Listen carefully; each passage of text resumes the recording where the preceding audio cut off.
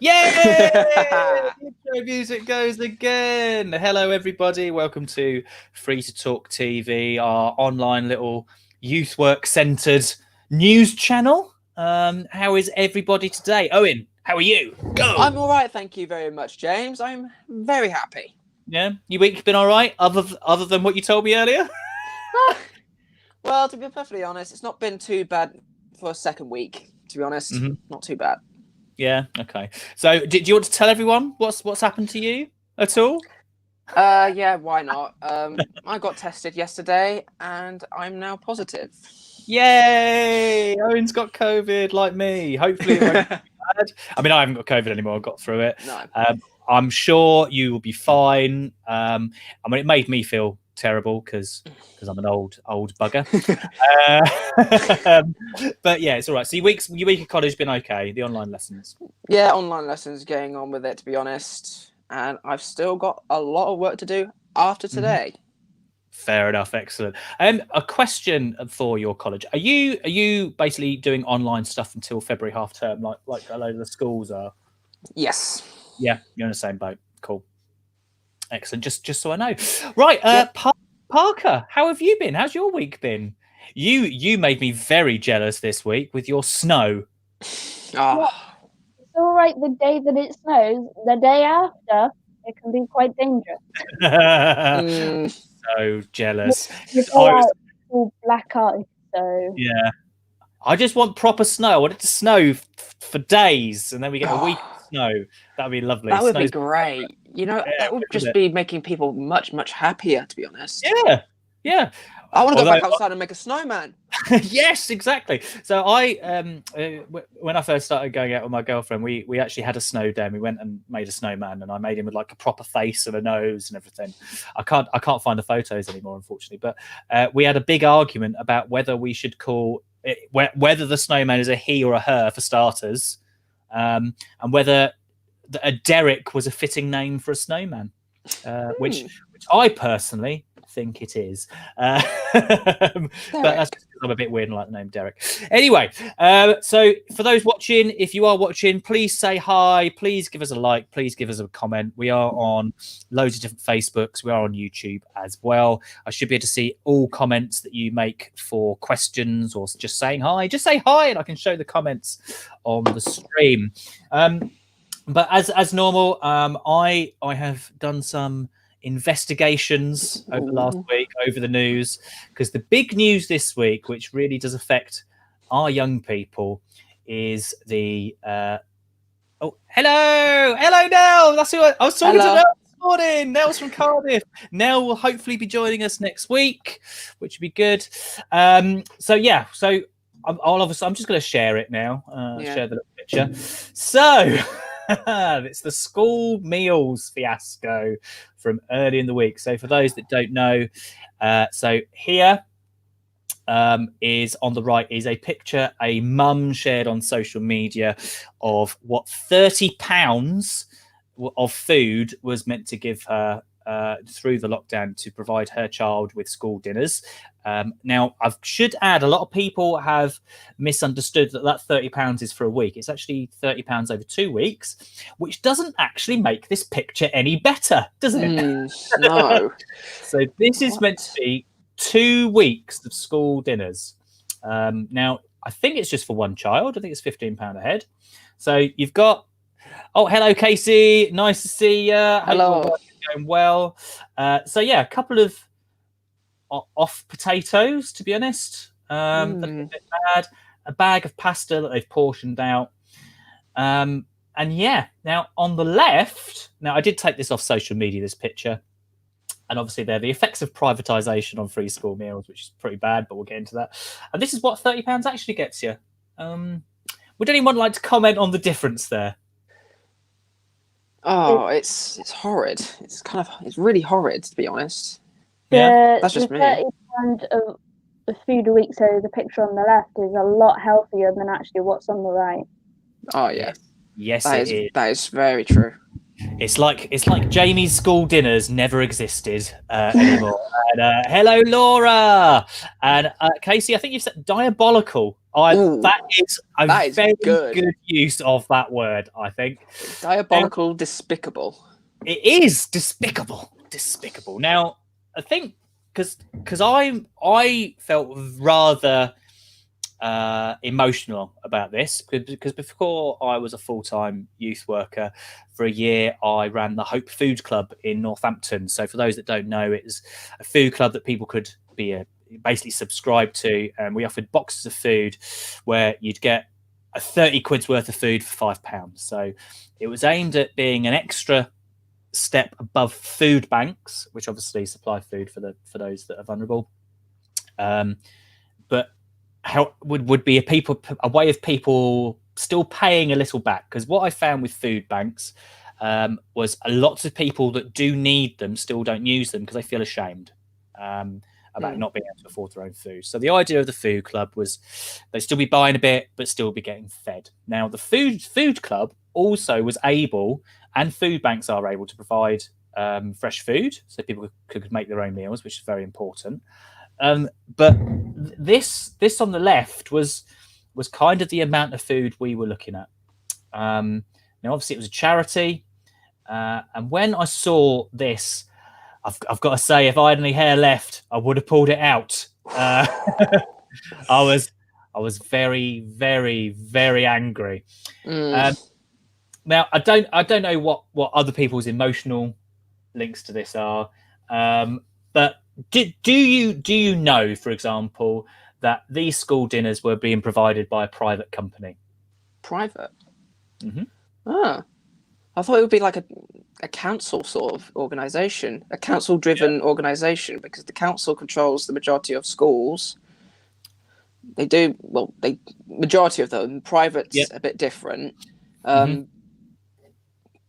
So I would expect it to be at least council-run. But never private, to be honest. No, so it's a private scheme. What about you, Parker? What's your thoughts on it? And anyone else's thoughts on the chat, let us know. I didn't know it was private.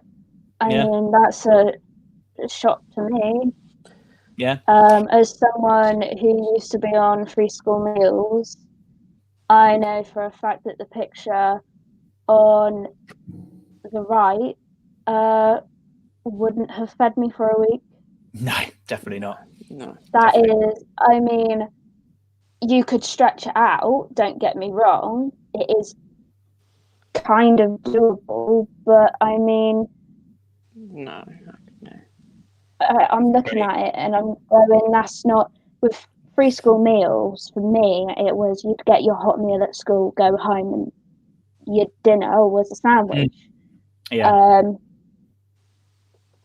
So if it's the same, if other families are the same, that they're not getting a hot meal. They're not getting the vitamins and stuff that they need from their food. So a few comments. So Casey's like, disgusting. Food from a bin. Yeah, it doesn't look great. Casey's also said it's like 2 days worth of food, maybe one worth of food. I mean, especially if you've got a big family. So Lawrence, just to put your on there. So the council pay it to a company to provide it. However, this is not common. This picture of it is a minority. So Lawrence, you say you got pictures from locals who received it and they got load. Now, I've got to say, Lawrence, yes and no to that from what I investigated. So it's not a minority. Social media was full of pictures from all over the country of different private firms who provide this, getting different amounts. Now, the one in Northampton, the Chronicle Echo actually reported on it, where it's like they were shamed into providing a decent amount, which was most annoying. Now, obviously, people got really, really emotional about this and annoyed, and I think the shaming aspect has done a lot of good because it's shown people what they should get. Now, I'm showing this because it's divisive. Now, this is from Twitter, and it shows some links between the company that supply most of this food. So Chartwell is a company stealing food from kids for profit, allegedly. Okay, I've got to say that, is part of the Compass Group. Compass posts yearly revenues of 25 million, a profit of 1.2 billion a year. Ooh. The chair of Chartwell's, Paul Walsh, is a Tory donor and signed to the Captains of Industry letter telling us to vote Tory. They think we are thick. Now, obviously, this is a Tory bashing post. And the difficulty is, I mean, if you've got someone who sits as a chair on a company that is doing this, and you are a member of that party who are currently in power, I think that's a conflict of interest. What do you think, Owen? What do you think? I think that is a bit of a conflict between the two. Yeah, I think it is a conflict, because how can you be on one side but still producing evidence for the other side, but not being like doing, if you're on from one side and you're working with the other side at the same time, I'm not exactly sure what you're getting out of that, are you? Other than this, like being able to post profits of 1.2 billion pounds a year, obviously. Parker, any thoughts? It's just, I think it's annoying knowing that people are making this amount of profits when there are kids out there still going hungry. Yeah. I just think of what else you could do with those profits. Yeah. You could do so much, not just feed kids. You could help homeless adults, for example, get back on their feet, get a job, get a house, sort of thing. So, yeah, it annoys me. It is. I mean, talk about the conflict of interest, like Lawrence has come on. I wish the MPs were honest and that they own shares in this company. I mean, I've talked about this in the past. When, I mean, people, I do bash the government, but that's because they're in charge and this stuff shouldn't happen. Like at all. It doesn't matter what government it is. If there's evidence that there's stuff going wrong and kids are going hungry, and you're not taking any accountability for what you've done, that's when I get a bit upset. I'm just going to show a few other comments. Now, it's quite disheartening because you have to question if there's enough nutrition in that first picture, let alone a meal you make from any of the ingredients. So, bring up that picture again, James. Bring it up again. There we go. Yeah. So, there's like zero nutrition there, like at all. I mean, you think you've got bread, potatoes, and the pasta, which are all carbs. So I've got, I mean, there's a lot of thing about nutrition in food. Now, some people might have seen my cookery videos that I've done for youth work. I mean, Owen knows at the youth club, I'd just be in the kitchen, wouldn't I? Teaching people how to make food. Yeah, loads of different recipes. That's where I hail from. But I do understand that families will just feed their kids to make them full. That does happen. But if you're being given that responsibility to help that family, this is just nowhere near enough. No. It's horrible. And I just want to also, because I mean, Lawrence, I've known Lawrence for years. Lawrence, I'm a Tory supporter and hope one day to represent them, and I'm disgusted by this nepotism. Good. Good. I'm glad. Good. I mean, I've got a friend of my girlfriend. He's actually a Tory councillor as well for Daventry, and he's obviously shared this. He's disgusted by it, and I'm glad he's disgusted by it. But the difficulty I've got is he's got responsibility for that party. At no point did he bash his own government, because obviously that could ruin his political career. But I just wish some MPs on that side would just hold their hands up and go, do you know what? I've done bad. Actually, I'm sorry, and just apologise for it. But do you ever see them actually do that, though? That's the thing. Across the board, from all parties, I should add, because no MP ever truly apologises, do they? Across parties, no, it's a huge minority, isn't it? Just stand up. Now going back to this, the level of greed will never cease to amaze me. And Lawrence has just added this: why MP and Lords getting cheap and golf shoots? They constitute children starve, but our parents shoppily wising too. Now, right, so this all comes about from the voucher scheme. Does anyone know about the voucher scheme that was poo-pooed by the House of Commons and the Daily Mail?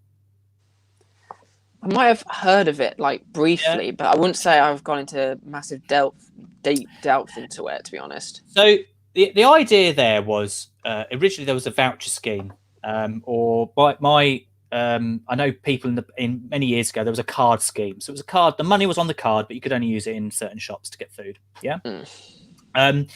So what was put across in Parliament, and I've got to say this, they were right wing. They are right wing MPs. You know, true hard in the die, probably a bit more extreme than the more centre right areas. Their argument was that if you give families this £30 voucher for 2 weeks worth of school meals, they would trade that for drugs. So they'd go to a drug dealer and go, "Can I have £30 worth of drugs, please?" And the drug dealer would go, "How are you paying?" And they'd say, "With this food voucher."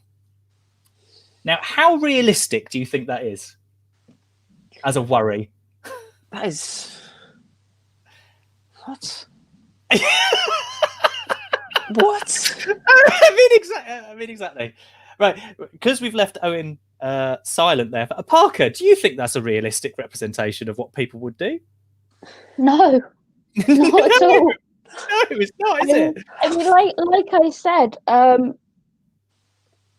you know, I grew up, you know, basically living off free school meals. You know, if this pandemic had happened when I was in school, or if I was in school right now, you know, my parents would be more worried about feeding their children and making sure their children don't starve. Yeah. Rather than worrying about drugs and alcohol. Yeah.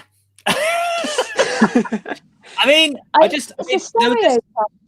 Yeah, it's a stereotype that you know, disadvantaged families, families on low income, will turn to drugs and alcohol.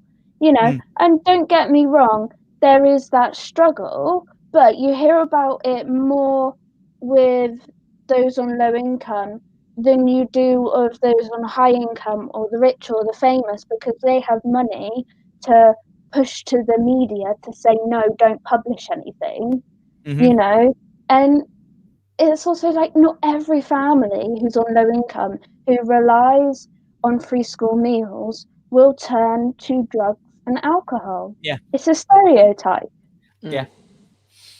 I mean, also to add, most are working families who are working minimum wage jobs, but those minimum wage jobs still aren't enough to pay for modern life, rent, bills, and food for kids. It's just not enough. We're on a good one here, aren't we? We're on a good one. We've raised your bar now, haven't we, James? We've raised it a little bit because of this. Raised the bar. So, Lawrence, I've seen your comment there, and yes, that is very funny. I'm not going to share that because this is meant to be a youth work censored. Because that's a comment on my personal Facebook, because I'm streaming it on there as well. But you are right, Lawrence. I mean, I just think it's ridiculous. I mean, the Daily Mail as well ran this campaign about it, and it goes back to this idea of vilifying the poor for being poor. I think, like, being poor is your own fault. Do better. And it's like, well, how am I meant to do that? I can't even. It's actually more expensive to be poor than it is to be rich. So I saw this example on Facebook, and it's like, if you have someone on low income and you have someone who's on high income doing the same job, let's say it's like construction and they need boots, for example. The person on low income, right, they will spend as little as they can to get the boots. So Yeah. they get cheaper quality boots. Whereas the person on the higher income can spend more on the boots, get higher quality boots, so then they don't have to buy them As frequent. as frequent as what you would do if you were to buy the cheaper boots. because the cheaper boots are all that some can afford. Yeah. So you're spending more money on boots than the person on the higher income, if that makes sense. Yeah, that makes sense. Yeah. So just to add my stuff about the boots, that comes from a Terry Pratchett book. Actually, that theory of the boots, just to add in there. Highly recommend Terry Pratchett. Very good social commentary written in fantasy novels. So yeah, but it just boggles. I mean, even before the pandemic kicked in 2020, over 10 years of the Tory government, Conservative government, child poverty has risen by like 38%, and food bank usage has gone up by like 4,000% or something. Yeah. I couldn't find any statistics specifically for the lockdown, but I mean, I know loads of people in food banks, food clubs across the board, and it's just it's horrific out there for everybody. I just want to pull back into this though, because whilst I was investigating it, sorry, I just want to say hi, Katie. Whilst I was investigating, so Chartwell's the company that were doing this in the UK, is part of the Compass Group. Now, when I was investigating this, I'm just going to unshare that for a second just so I can find it. Whilst I was investigating this, I found that the Chartwell's group, as part of the Compass Group. Now, the Compass Group is a national organisation, okay? I think they mainly sit under the Compass Group USA. So share this again. So Compass Group USA, found their homepage. I was like, oh, cool.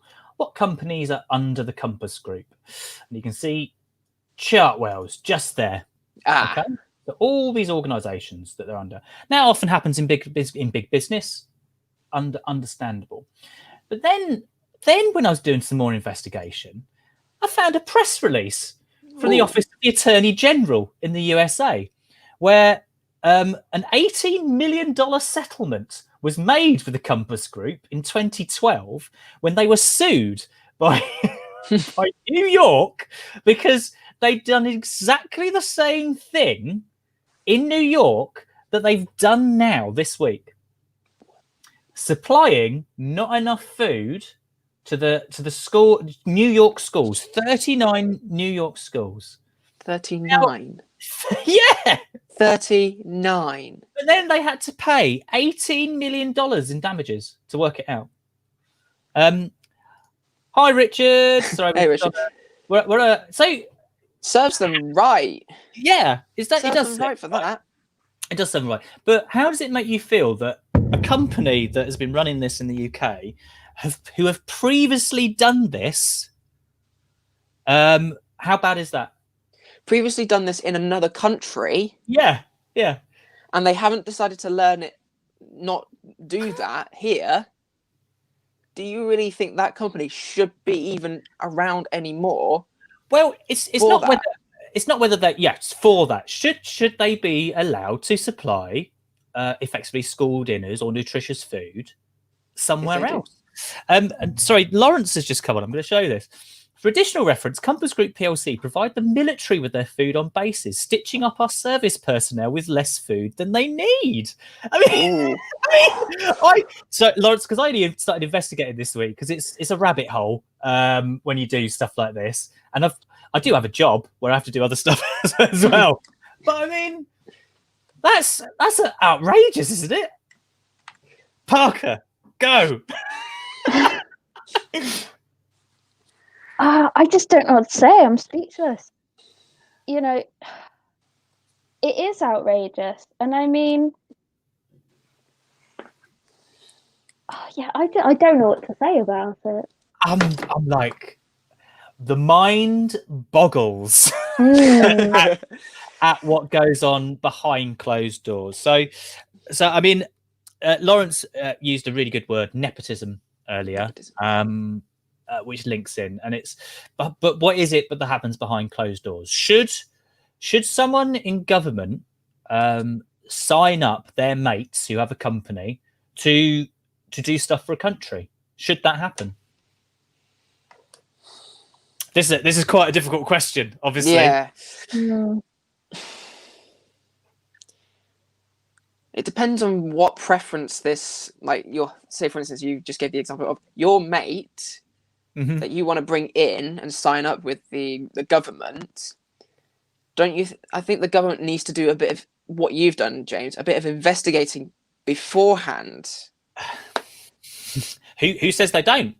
Who says they do that investigation and then just ignore it until someone else finds out? Because right, think of it. On Monday, if that mother hadn't shared that picture, nobody would know, would they? No. And the government would not be held to account, would they? No, you put it that way. Yeah, that is point. That's a good point. So that is the difficulty with the situation. Parker, what do you think? Yeah, I think you're right. I guess it's weighing up the pros and cons, really. It is with anything. Weighing up whether it's going to be good for you or not, you know.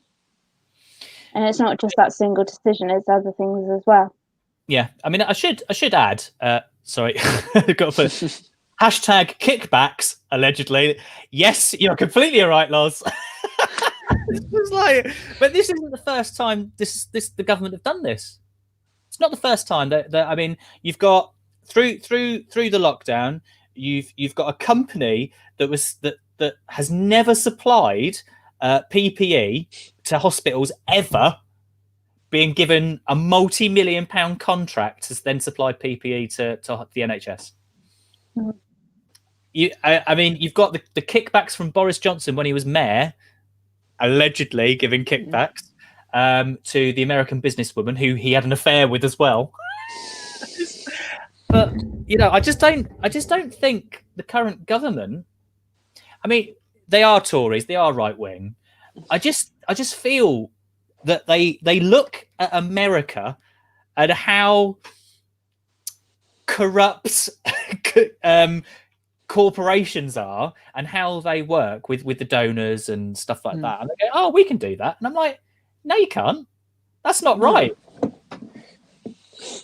I mean, don't get me wrong. I'm all for looking at other countries, seeing how they work, but then not just copying it exactly, but adapting it to make it work in the UK, making it work for England.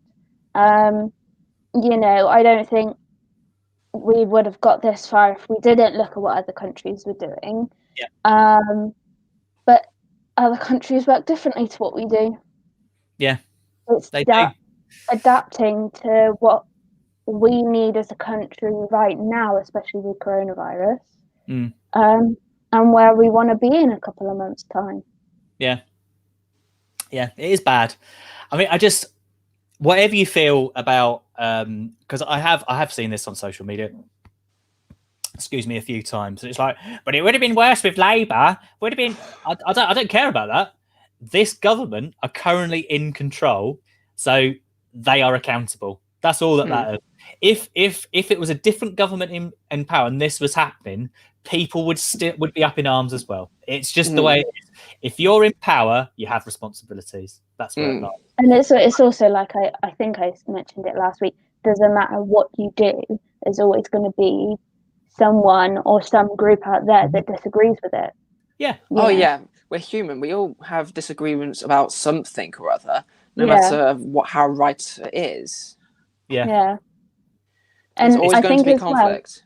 I think as well that, you know, the government or whoever it is has sent out these food parcels. Why don't they live on them for a couple of weeks and see how easy / hard it is? You know, they're sending them out to all these families. How would they like their children to be living off this diet? Because I mean, it's because according to them, the minimum wage is enough. According to them, this is enough food to feed. According to them, it's the poor's fault. Of course it is. It always is, isn't it? So I've got a few other comments. So this made me smile. The British have looked at America collapsing as a Western superpower, and instead of using it as a warning, they've gone, "Hold my beer." Oh, come on. I feel that's that is true. real so true right now. It is true. So now people are trying to shift the blame. Now this goes. I say this all the time, and it goes back to accountability. I just wish those people in power would just take responsibility for what they've done. You know, I mean, it's like if I mess up at work, right, I have to take responsibility for that. And do you know what? I have messed up at work in other jobs, and this one I messed up in this one once, not to a major degree, but do you know what? As soon as I knew I'd messed up, hi boss, yeah, I just need to tell you this because I need to come clean about this. I can't hide it. This is what I've done. I've done this wrong. This is what I think I needed to correct it. Is that okay? And they go, okay. And it's just, I mean, we're all human. We all make mistakes, you know. We all do things, you know, that we shouldn't. You know, it's what humans do. It's what we do. But to own up to that and admit that you've made that mistake will go such a long way and make such a difference. And not only owning up to it, but being able to either change what you did or adapt it to make it work and give it the outcome that you'd hope that it would have had. Yeah. I mean, yeah.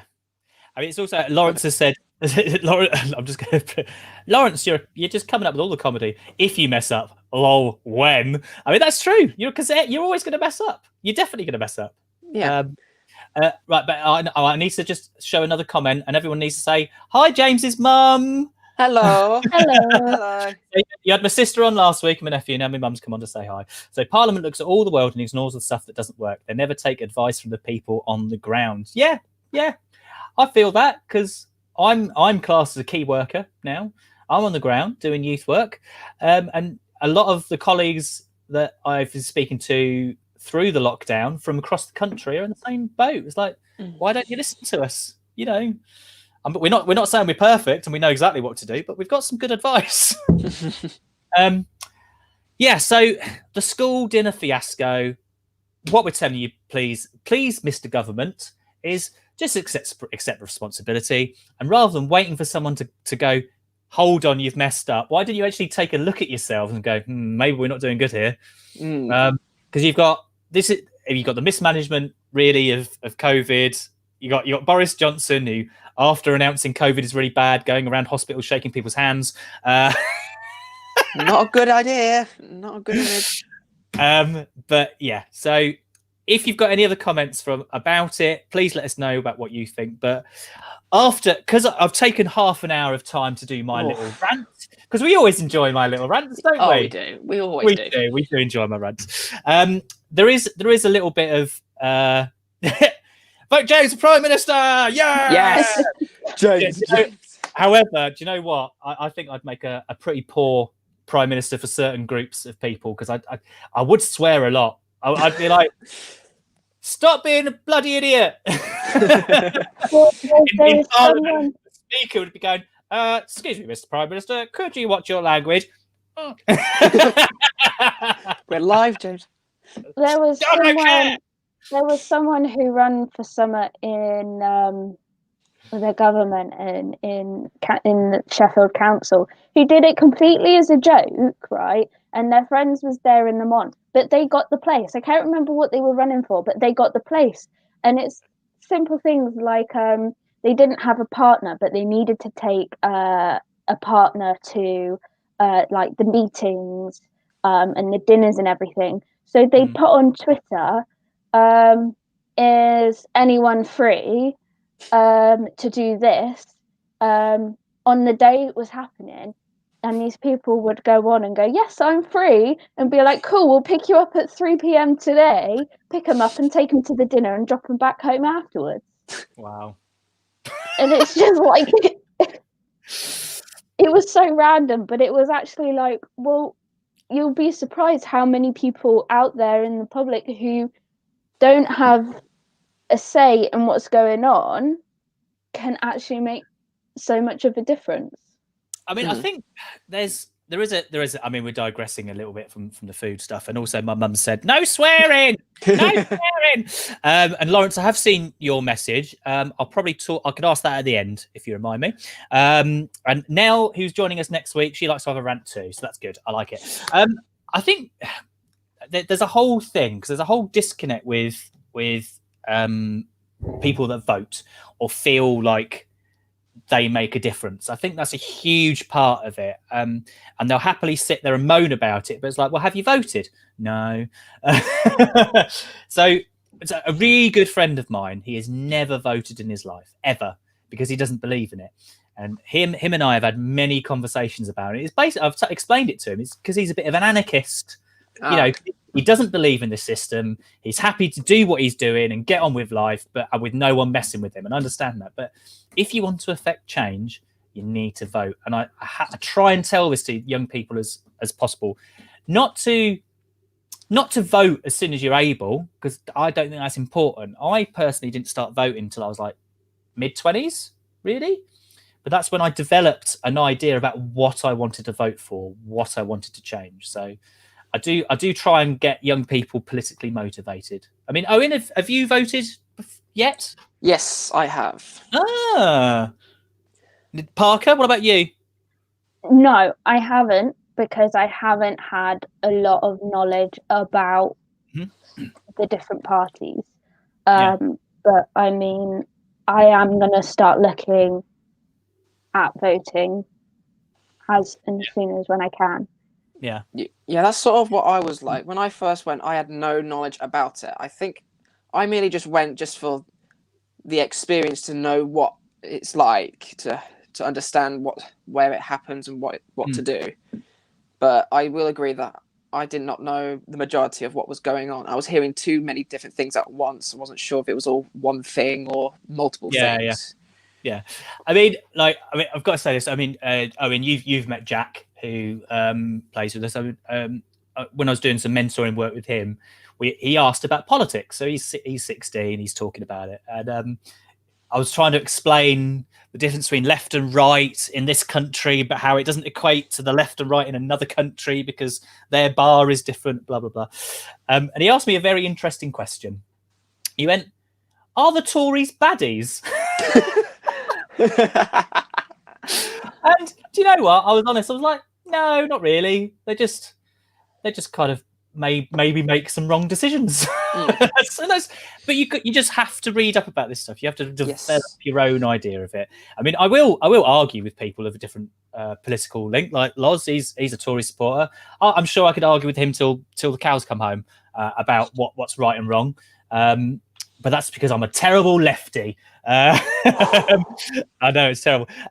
So, Laura, politicians aren't relatable. Politics isn't taught on the curriculum. We need real-world people in the political system. Yes, we do. But like me, get me swearing. I'll swear at people. James, the Prime Minister! James, the Prime Minister, the swearer. I mean, maybe this is an extended conversation we should have next week, maybe, possibly. Because now who's coming on... 16-year-olds are allowed to vote in Welsh elections now, which is awesome. I think that's great. But maybe we should have an extended conversation about when you should be allowed to vote. And I'm going to go there. I'm going to go there. When you should stop voting and be made to stop voting. Oh, that's a good one, actually. Which is controversial.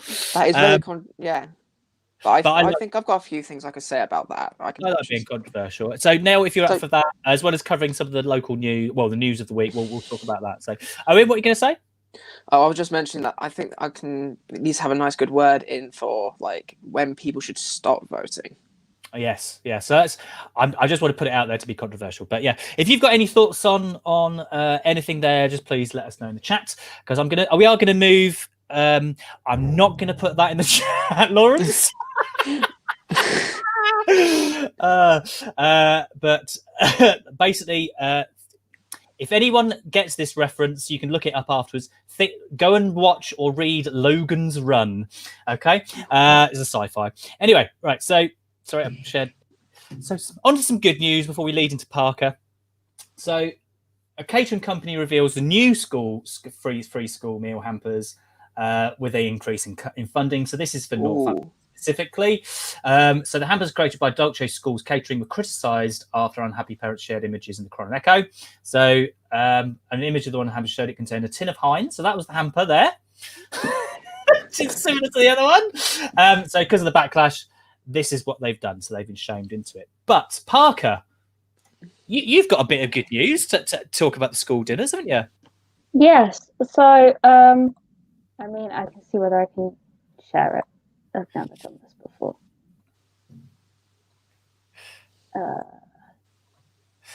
Yeah, there you go. So I can add that in. So Northampton Council will be providing vouchers for free school meals. Just ignore this line going across my screen. It's what I use to help me keep my place when I read. That's fine. So Northampton Council confirmed on Thursday that they'll be giving out meal vouchers to eligible families during the February half term. Yeah. So I know this will actually help a lot of parents. I know from personal experience, my family always struggled during the half terms.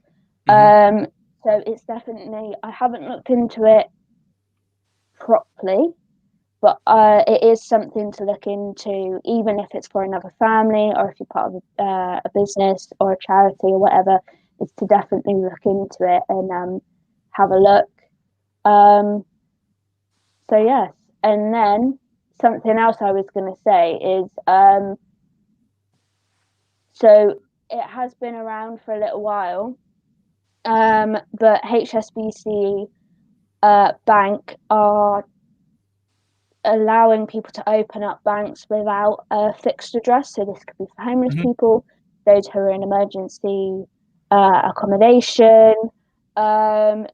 One thing you have to do though is register with a partnering charity. So what they've done is HSBC Bank, they've partnered up with loads of charities across the UK who deal specifically with homelessness or people with no fixed address. You do have to be registered with one of those charities. So I know if we go on the list all the way down to Northampton. Is for Northampton. The one in Northampton is the Hope Centre. So you need to be registered with the Hope Centre to be able to open up a bank account with HSBC.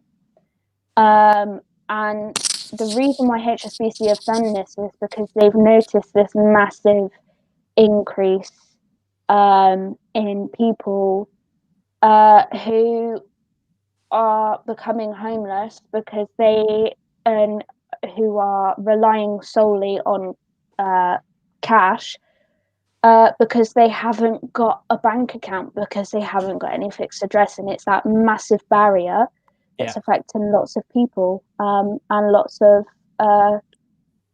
young people as well. Young people are coming out of care, they haven't got a bank account.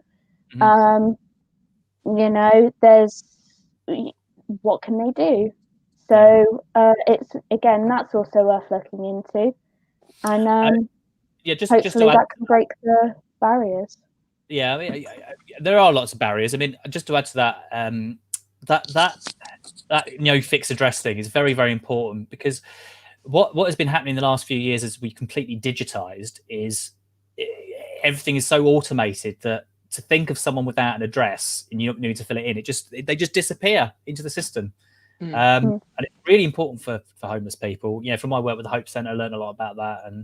But if you've got any difficulties with that, or anyone with difficulties, want to refer them, please just let me know. You can send me a message on Facebook or my email address if you've got it already. But also there are other things going on alongside that school dinner programme through the county council.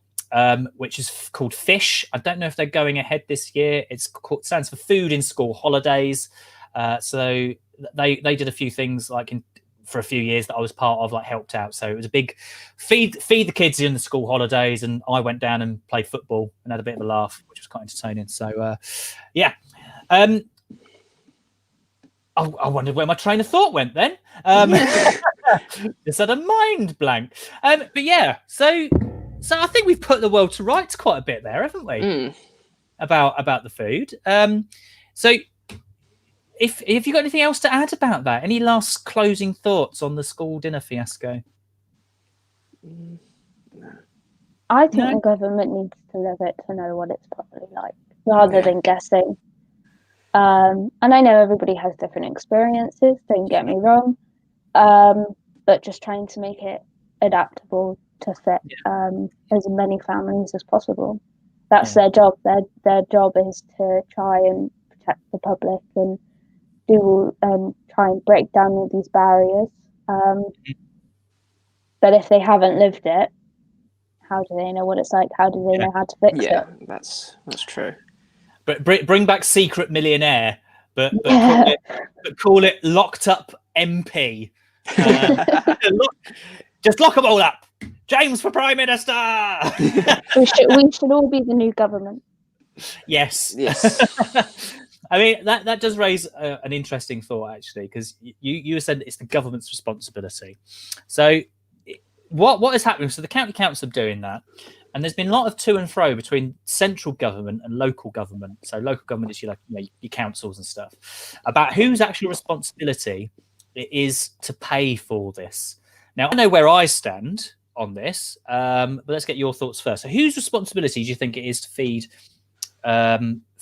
these impoverished children? Owen, central government or local government?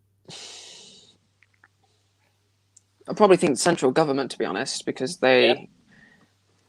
central government to provide the income to local council to then distribute. Mm-hmm. So I think the main top is central government. Yeah. Okay. No, I was going to say the same as Owen. There's always like that hierarchy, really. You know, government's at top, then it's local councils. You know, it's the top government who see over everything almost. I'm not really too sure. I'm not that much. I'm not that knowledgeable about the government, but from my understanding, you know, it's the government and then councils. I do think it is a bit of a mixed responsibility, because the council should be like, this isn't working for us, this is what we think we should have to make it work. And then for the government to go, okay, let's see how we can make this work. If it can, let's see what else we can do to try and get the same outcome. Yeah. Oh, bye, Owen. It's all right. He's muted himself. He's obviously called out. I mean, I think where I stand is it's both responsibilities. It's everyone's responsibility. If you've got people going hungry I mean, we're meant to be a first world country. We're meant to be top here, you know, top tier. I was doing some research in there. I mean, the UK is like the highest, gives the highest amount of any country to, like, you know, foreign aid and all this kind of stuff, and which is great. And they've cut that back because of COVID. But it's everyone's responsibility. You know, I know the Tories in the past have talked about, we're all in this together. Well, you're not, because you're not giving us the food, but you know, we are, and there's stuff we can do. Pressure the government. It's everyone's responsibility. James has spoken. Yes, James has spoken. James for Prime Minister. I have spoken. Right, yeah. So I think, I mean, Lawrence. What I'll do, Lawrence, is I'll ask that of some of my young people actually separately. That question you posed earlier, because I just want to keep the theme going, and we're about to finish, to be honest. But send me a message, mate. I haven't spoken to you in ages. So I think we're at that time where we talk about what good thing from the last week. So we always like to end on a high. But I do want to add in that we have been discussing about having a theme for a month. So we get to talk about and links in some of the other things we talk about. And we have got a theme ready for next month. At the moment, we're just kind of getting back into it. So, but anyway, Parker, what lovely thing, cool thing has happened to you this week that made you happy? Happy in the face. There's been a couple of things really. It snowed. I live in Nottinghamshire, and it snowed from Jealous about of your snow. 7, 8 o'clock in the morning till about 5 o'clock in the afternoon. Yeah. Yeah. There was about 3 inches of snow. What? Yeah. Makes Come on. You look at my dog and you go, God, he's white. He's a Landseer Newfoundland, so he's black and white, right? And you look at him when he's inside and go, God, he's white. He goes outside in the snow. He is not white at all. And it just makes us laugh because it's hard to bath such a big dog when he doesn't like water. Yeah. And yet he plays in the snow, which is basically frozen water. Yeah, Newfoundlands are water rescue dogs. But this Newfoundland, my dog, he doesn't like water. How does that work? I don't know. He doesn't even like walking in a puddle. You try and pull him in a puddle to try and encourage him, but no, he's not having any of it. He will go around the puddle and pull you in it. So it doesn't work. That's my kind of dog. If anyone else who's watching have got something they want to share, Richard shared something which I'll share after we go through Owen's. But if you've got something cool that you want to share with everybody, cool or funny that's happened this week, and age appropriate, just in case people are watching on my stream. But Owen, what lovely thing happened to you this week? I'm not exactly sure. Oh, Owen, come on. I'm not actually sure because it's just been a really stressful week, to be honest, for me. Mate. I'm probably just going to copy what I said last week. I just enjoyed playing Squadrons with you guys on Wednesday. Oh, that's cool. Did you not have a hot chocolate or anything that you've enjoyed? Just something small? I don't drink hot drinks. Yeah. I don't. It's hot chocolate for me. I can't drink tea or coffee. Tea is one of your 5 a day. I love you, But Owen, thank you for doing that plug for playing Squadrons with us. So if you are interested in helping support a youth work channel, we are on Twitch with Free2talk Gaming. If you subscribe, you'll give us more followers and help us generate money for the charity. There we go. I love it. See, you're getting good at this plug. Right, Richard has put his in. So anyone else want to add on something cool? So Richard really enjoyed playing Sea of Thieves for the first time, or something that happened an hour and a half ago watching WandaVision. So I haven't watched that yet. I haven't watched that. Neither have I. Shh, don't tell me anything that happens. So Sea of Thieves we played on Monday. We've got a crew of pirates on this computer game. At the moment, I'm the only one that does a pirate accent, because I like it. But yeah, if you want to follow us on Twitch, come say hi, please do. Right, so my good thing requires me to share something. Oh, okay. So, see, Richard, look at Richard. There you go. Thank you. Good. He's very good at plugging it. Right, Nell said I finished binge watching the 100 this week. I couldn't get into the 100 if I'm honest. It